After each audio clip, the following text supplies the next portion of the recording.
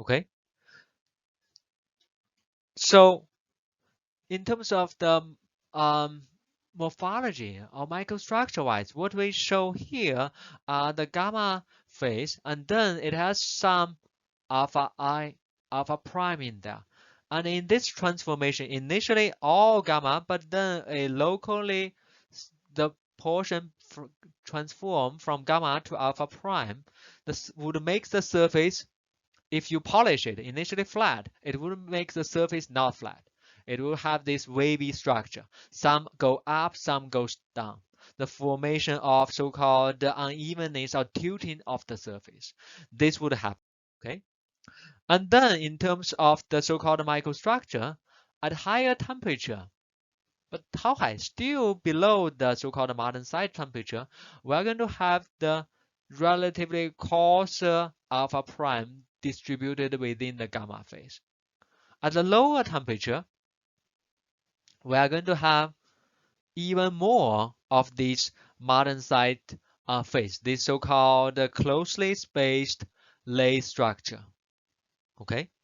And in terms of composition, what people find is if the carbon content is low, the spacing between these types of people call it layers, which is thin, very thin, like plate, like a needle type structure. It's larger. You look at the scale, it's 100 micron. On the other hand, if we go to higher carbon, go to medium carbon steel, the distance between the neighboring so-called lace or plate becomes smaller. You look at the micron bar, it's much smaller. Okay. In essence, the larger the undercooling, the lower the temperature, the finer the structure. And as a result, the finer structure, the harder the material becomes, the stronger the material becomes. Or the higher the supersaturation.